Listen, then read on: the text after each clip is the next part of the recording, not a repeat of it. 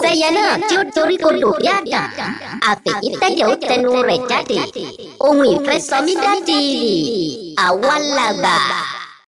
Kí ni ń fa ogun àìlákòjọ sínú ìgbésí ayé ọmọ ènìyàn? Ogunlọ́gọ̀ èèyàn ni wọ́n ti ṣiṣẹ́ láìmọye ọdún sẹ́yìn ṣùgbọ́n tí wọn ò lè rí nǹkan pàtó tọ́ka sí. Ogunlọ́gọ̀ èèyàn ni wọ́n ti fi owó oníyebíye fi bẹ̀rẹ̀ òwò ṣíṣe wọn ṣùgbọ́n bí a ṣe ń sọ̀rọ̀ yìí wọn ò lè rí nǹkan pàtó tọ́ka sí. Ṣó wá yẹ kó rí bẹ́ẹ̀? Màá mẹ́nu bà ọ̀pọ̀lọpọ̀ ọ̀rọ̀ fún yín lórí ètò lọ́jọ́ tèní. Ohun tí ń fa àìlákòjọ sínú ìgbésí ayé yín. Ẹ bá wọn nǹkan fìdílé àbí kẹ́ ẹ fìdílé nǹkan kẹ́ ẹ wá fetí gbé ìyàwó ọ̀rọ̀. Ohun ìfẹ́ sọmídà TV àwa làgbà. Wọ́n ní ẹni tí ò kí ni kú ilé òun ló pàdánù ẹ káàbọ̀. Mo kí yín ẹ kú ilé nílé lóko lájò àti lẹ́yìn òde.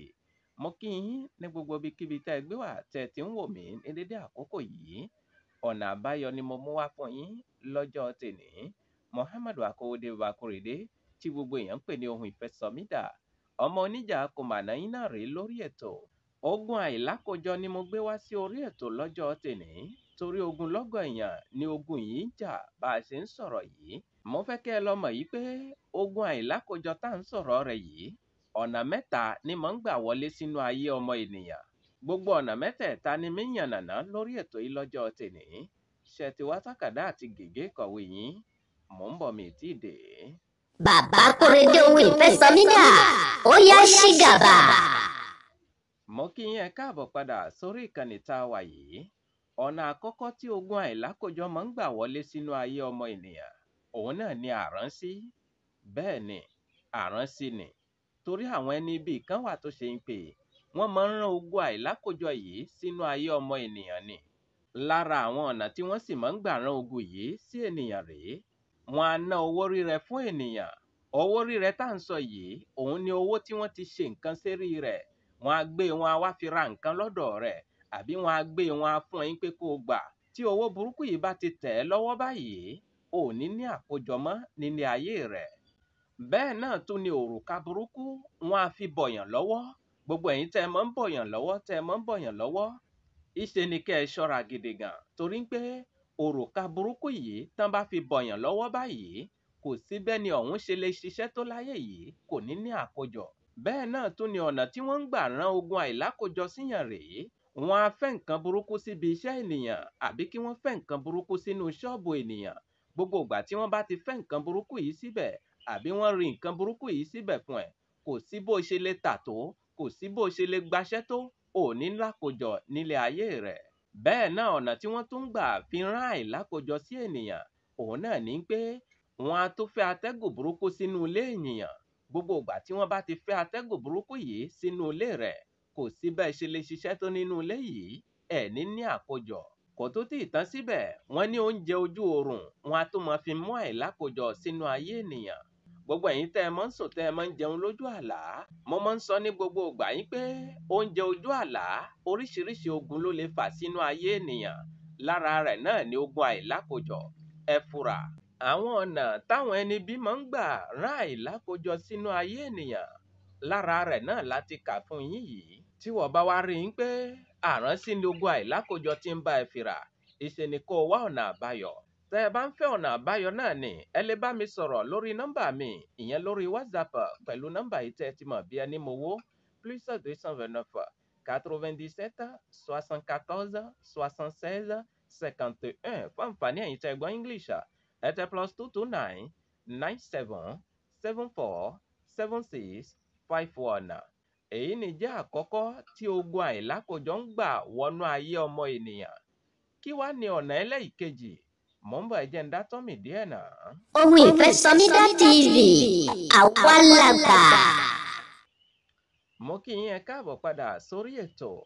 Ọ̀nà kejì tí ogun àìlákòjọ máa ń gbà wọnú ilé ayé ọmọ ènìyàn òun náà ni àdámọ́ tàbí àyànmọ́ ni kí n pè é. Bẹ́ẹ̀ ni ẹlòmíì yan ogun àìlákòjọ yìí látọ̀run wálé ayé ni. Bẹ́ẹ̀ bá wo àtẹ́lẹwọ́ ẹlòmíì báyìí gbàgàdà báyìí lẹ́bàá pàdé níbẹ̀. Tó túmọ̀ sí pé kò sí bí ẹni yìí ṣe lè ṣiṣẹ́ tó ní ilé ayé tá a wà yìí kò ní ní àkójọ. Ẹlòmíì ti sáré títí, ẹlòmíì ti ṣáájò títí, ẹlòmíì ti ṣe àwọn ìgbìyànjú títí láti lè jẹ́ kó ní àkójọ nílé ayé tá a wà yìí, ṣùgbọ́n síbẹ̀síbẹ̀ pàbó náà ní í já sí. Torí oògùn orí fífọ́ ló fi ń wo oògùn inú rírùn, kò ní ṣiṣẹ́ lára rẹ̀ torí àdámọ̀ rẹ ni, àyànmọ́ rẹ ni látọ̀run. Ìtọ́jú ẹlẹ́dàá rẹ ló yẹ kó o ṣe láti bá ẹ wá ìpín tó yàtọ̀ sí èyí tó yàn látọ̀run wá yìí. Ẹ rí i pé gbogbo ìgbà ni mo máa ń sọ̀rọ̀ nípa orí bíbọ̀, wípé ká tọ́jú ẹlẹ́dàá wa, ká bọ orí wa. Bẹ́ẹ̀ ni torí ń pé orí ní ń gbé ni, orí ní sì ń là ni.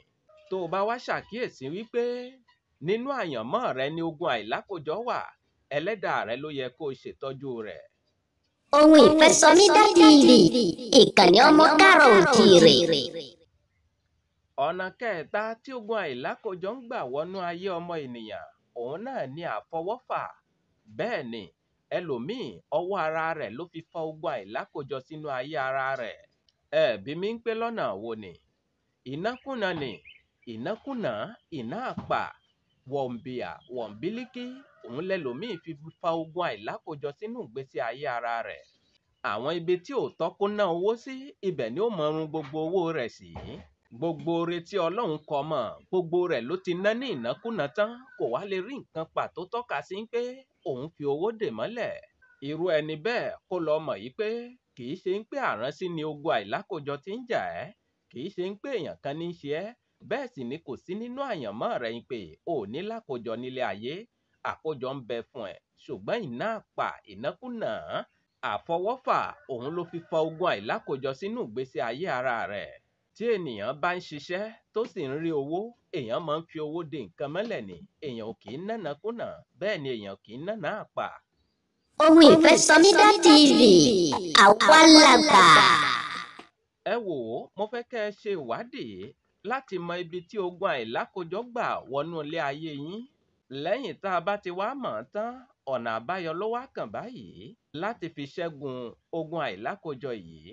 Ẹ súnmọ́ àwọn àgbà, ẹ súnmọ́ àwọn ẹni tí wọ́n mọ̀ nípa àwọn kinní yìí, kí wọ́n bá yín wá ọ̀nà àbáyọ sí ogun àìlákójọ tí ń jà yín. Bẹ́ẹ̀ bá súnmọ́ èmi gan Ohun Ìfẹ́sọmídà, màá gbìyànjú, màá bá yín wá ọ̀nà àbáyọ. Gẹ́gẹ́ bá ẹ ti mọ̀ yí pé ọmọ ọ̀dọ̀ àgbà ni wá, àwa súnmọ́ àwọn àgbà. Lára èyí tí àwọn àgbà ń fún wa náà, òun la fi ń ṣàǹfààní fún ẹ̀yin tẹ́ ẹ wà lórí ètò yìí. Ẹ lè bá mi sọ̀rọ̀ lórí nọ́mbà mi èyí tí mo ti mọ̀ bí ẹni mowó, +229 97 74 76 51. Fún àǹfààní ẹ̀yin tẹ́ gbọ́ English, ẹ tẹ +229 97 74 76 51. Kẹ́ ẹ má gbàgbé, ẹ bá wa pín kiri fún àwọn èèyàn kí wọ́n lè mọ̀ bó ṣe ń lọ gbà lórí ìkànnì tá a wà yìí. Ẹ ṣeun púpọ̀. Ohun Ìfẹ́sọmídà TV, àwa làgbà. Ẹ̀yà àgbẹ̀ mi ṣetán rèlú ìdáró, bẹ́ẹ̀ lẹ̀yà àlùkò mi ṣetán rèlú ìkosùn, lékèlékè mi ṣetán rèlú ìkẹfùn. Mímọ fẹlẹ́ ìṣèlọ lọ́jọ́ tèní, mi ò ní lọ̀lọ̀ ẹja tó lọ tí ò désàlẹ̀ omi, bẹ́ẹ̀ ni mi ò ní lọ̀lọ̀ kọ̀ǹkọ̀ tó lọ tí ò désàlẹ̀ odò. Èmi ní mọ̀ wá, ẹ̀yin ní mọ̀ bá, ọ̀bẹ ní bẹ́ṣọ àtẹlẹsẹ̀ á sì bẹ̀nà wò. Ẹni tó bá ní mọ́ bọ̀, òun ní ní débà o. Muhammadu Akówódé Bakórèdé tí gbogbo èèyàn ń pè ní Ohun Ìfẹ́sọmídà, Sẹ̀ríkì ọlọ́pọlọ #1, máyégún gbogbo sọ̀rọ̀sọ̀rọ̀.